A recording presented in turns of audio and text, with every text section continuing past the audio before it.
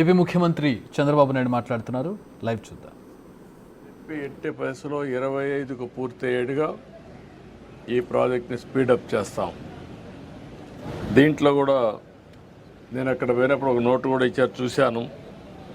Government land ఒక 32 ఎకరాలు ఇవ్వాలి, ఒక 6 ఎకరాల 36 సెంట్లు అక్వైర్ చేయాలి.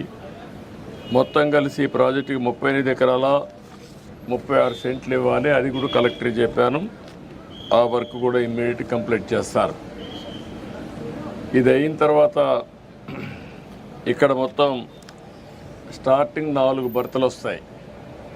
అల్టిమేట్గా మాస్టర్ ప్లాన్లో 16 వరకు వెళ్ళే అవకాశం ఉంటుంది. ఫైనల్ ప్రాజెక్టులో 3696 ఎకరాలు ల్యాండ్ కూడా కావాలి. ఇప్పుడిప్పుడే స్పీడప్ అవుతుంది. దీన్ని పూర్తిగా ఇంకా స్పీడప్ చేసి మళ్ళీ ఈ ప్రాజెక్టు పూర్తయితే మచిలీపట్నానికి ఒక అభివృద్ధికి దోహదం చేసే అవకాశం వస్తుంది. రెండోది కూడా ఇది రాజధాని పోర్ట్. ఇది అమరావతికి దగ్గరుండే పోర్టు. ఒక 45 నిమిషాలు, 1 గంటలో ఇక్కడికి వచ్చే అవకాశం ఉంటుంది. కాబట్టి ఈ పోర్ట్ని అన్ని విధాలు అభివృద్ధి చేసుకుంటే ఈ ప్రాంత ప్రజలకే కాకుండా రాజధానికి కూడా ఎంతో ఉపయోగపడే పరిస్థితి వస్తుంది. దానికి కూడా స్ట్రీమ్ లైన్ చేస్తాం. ఎక్స్టర్నల్ రోడ్స్ కానీ, అదే మరి ఇక్కడ కావాల్సినటువంటి పోలీస్ ట్రైనింగ్ సెంటర్లో స్ట్రీమ్ లైన్ చేయడం కానీ, వాటర్ సప్లై కానీ, ఇవన్నీ కూడా కొన్ని పెండింగ్ ఉన్నాయి. రెండోది ఇసుక కూడా కొరత ఉందని చెప్పారు. అవి కూడా ఇప్పుడు నేను కలెక్టర్ గారికి ఆదేశాలు ఇస్తున్నా. ఈ ప్రాజెక్టుకి ఫాస్ట్ ట్రాక్లో రా మెటీరియల్ కానీ, లేకుంటే వాళ్ళకి కావలసినటువంటి సదుపాయాలు కానీ అన్నీ కూడా పూర్తి చేసి దీన్ని అనుకున్న టైంలో పూర్తి చేయడం ఒక బాధ్యతగా పెట్టుకుంటున్నాం. అది కూడా పూర్తి చేస్తాం. ఈ ప్రాజెక్టును పూర్తి చేయడమే కాకుండా ఈ ప్రాంతంలో పరిశ్రమలకు కూడా మనం నాంది పెరిగితే ఎక్స్పోర్ట్ చేయడానికి వస్తుంది. కంటైనర్ పోర్ట్ కింద దీన్ని అభివృద్ధి చేయగలిగితే నాగ్పూర్ నుంచి కానీ, తెలంగాణ నుంచి అయితే డ్రై పోర్ట్ కింద దీన్ని ఇంటిగ్రేట్ చేసే అవకాశాలు ఉంటాయి. వేరియస్ ఆపర్చునిటీస్ ఉన్నాయి. మన రాష్ట్రంలో కాకుండా నైబరింగ్ రాష్ట్రంలో ఏవైతే ల్యాండ్ ఉండే రాష్ట్రాలు ఉన్నాయో అవన్నీ కూడా చేసుకుంటాం. అల్టిమేట్గా ఈ పోర్ట్ని ఒక మంచి పోర్ట్గా అభివృద్ధి చేయాలని చెప్పి అనుకుంటున్నాం. అది కూడా చేస్తాం.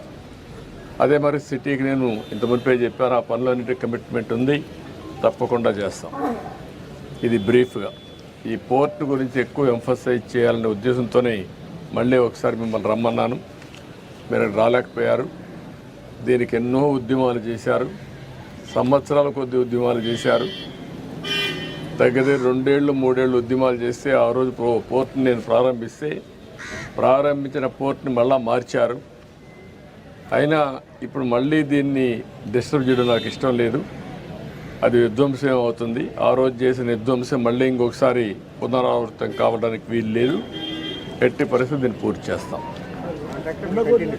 కంటిన్యూ ఈ ప్రాజెక్టు పూర్తి అవుతుంది. పీపీపీ ఇది P4 అది కూడా వర్కౌట్ చేస్తున్న ఆ ఊరిని ఇప్పుడు టేకప్ చేస్తాం. ఫస్ట్ ఫేజ్లో ఆ ఊరిని టేకప్ చేసి మళ్ళీ రాష్ట్రం అంతా కూడా చేస్తాం. జనవరికి దీనికి లాంచ్ చేస్తాం ప్రోగ్రామ్ని. ప్రూఫ్ ఆఫ్ కాన్సెప్ట్ కింద నిమ్మకూరు ఫస్ట్ ప్రాజెక్ట్ కింద స్టార్ట్ చేస్తాం. ఇప్పుడు 4 బర్తలు ఉంది, అవే కంటిన్యూ అవుతాయి. ఏదైతే ఎస్టిమేట్స్ కూడా ఉన్నాయి, ఇప్పుడు పెంచాల్సిన అవసరం లేదని నా అభిప్రాయం. ఎనివే నేను రివ్యూ చేస్తాను. పోర్టుకు అనుసంధానంగా పరిశ్రమలు రావాలి, ఏమేమి రాగలుగుతాయని చూస్తాం. ఇప్పుడే BPCL కూడా ప్రపోజల్స్ పెట్టాం. వాళ్ళు కూడా రిపోర్ట్ ఇవ్వాలి. ఆ రిపోర్ట్ వస్తే ఒక క్లారిటీ వస్తుంది. ఒకవేళ వాళ్ళు వస్తే యాంకర్ ఇండస్ట్రీ కింద ఇమీడియట్గా పికప్ అవుతుంది. ఒకవేళ ప్రత్యామ్నాయంగా ఇంకా ఏం చేయాలో అవన్నీ కూడా వర్కౌట్ చేస్తాం. అంటే ఇంకా అవసరమైతే ల్యాండ్ అక్వైర్ చేసుకునే అవకాశం ఉంటే అవన్నీ చేసుకుంటాం. ఏమేమి కావాలో అన్ని విధాల ప్లాన్ చేస్తాం. ఇండస్ట్రియలైజేషన్ చాలా అవసరం.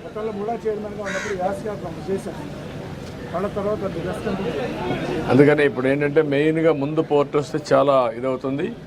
ఇప్పుడే మీరు చూసారు, నేషనల్ హైవే వచ్చింది, దానివల్ల ఈజీ అయింది.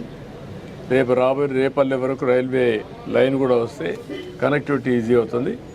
ఈ విధంగా అన్నీ కూడా మచిలీపట్నాన్ని కనెక్ట్ చేస్తూ మనం ఇవన్నీ కూడా చేయాల్సిన అవసరం ఉంది. 6 లేన్ అవసరమైతే ఇంక అన్నీ 6 కాకపోతే 8 కూడా అవుతుంది.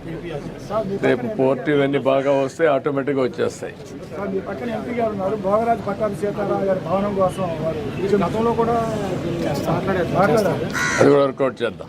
అది కొంచెం మళ్ళీ మూలన పడింది. ఓకే స్థలం చేద్దాం. కూడా మూలన పడింది. ఒకసారి తీసుకొని వీళ్ళు వైఎస్ఆర్సీపీ వాళ్ళు ఇక్కడ మన కోర్టు పోలీసు ల్యాండ్ ఒకటి తీసుకుని ఇది కట్టేశారు సార్ వాళ్ళ ఆఫీసు. అది ఇంతవరకు ప్రతి చోట కట్టేశారు అట్లా 2 acres తీసుకుని. ల్యాండ్లు కింద నిరుపయోగంగా ఉండేవి వాటి పరిస్థితి. అది అసలు ఏ విధమైన ఎస్టిమేట్ కాస్ట్ వేసుకుని వాళ్ళ దగ్గర కట్టేసేసారు private contractor. Land 2 acres proposal government దగ్గర నుంచి ఏమన్నా అసలు దాని గురించి ఏమన్నా అసలు మీ దగ్గర నుంచి పర్మిషన్ తీసుకున్నారా లేదా మున్సిపాలిటీ పర్మిషన్ ఇచ్చింది? ఎవరు పర్మిషన్ ఇచ్చారు? Who gives the permission to construct? మీరు ఇప్పుడు మాట్లాడలే కదా, సార్ అడిగాను సార్, అడిగాను సార్. సార్ అప్పుడంతా మీరంతా గమ్మునున్నారు. Sir because I national media, because I don't care about అన్నీ సరే. మిమ్మల్ని కూడా మాట్లాడనే లేదు, మీరు కూడా ఇంట్లో నుంచి బయట రాలేదు. అందరి మీద మనం ఏదైనా మీరు అప్పటి నుంచి వచ్చి ఉంటే అంత పోరాడు ఉంటే మీరు ఆపలేకపోయాం కదా. మీరు కూడా దాన్ని ఏం చేయాలో డెఫినెట్గా యాక్షన్ తీసుకుంటా. ఏమ్మా కాదు, దీనికోసం కాదు. ఆ రోజు అందరం పోరాడాం, మీరు పోరాడారు, మేము కూడా పోరాడాం. అదే అన్నీ పోరాడాం. తప్పకుండా అది కూడా నేను ఓపెన్ మైండ్తో ఉన్నాను. నేను తెప్పిస్తాను, ఇన్ఫర్మేషన్ తెప్పిస్తాను. ఆ బిల్డింగ్స్ ఎట్లా కట్టారు అవన్నీ కూడా తెప్పించి ఏం చేయాలో చూస్తాను. మనం ఏదైనా వేరే ఎటువంటి గవర్నమెంట్ డెఫినెట్గా నేను మీరు చెప్పింది నాకు అర్థమైంది. ఇది ప్రజల ఆస్తుల్ని ఇష్టానుసారంగా దోచే పరిస్థితికి వచ్చారు, కరెక్ట్ కాదు. ఏం చేయాలని నేను చేస్తాను. సార్ ఇది 100 years అబౌవ్.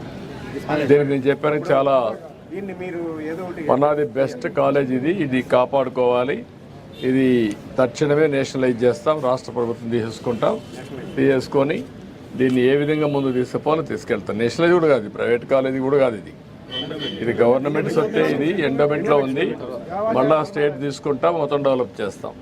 ఏవైతే బినామీ ఉన్నారో అందరినీ కూడా తీసేస్తాం, ప్రక్షాళన చేస్తాం. మళ్ళీ పూర్వ వైభవం తేవడానికి గుర్తుండే విధంగా దీన్ని డెవలప్ చేస్తాం.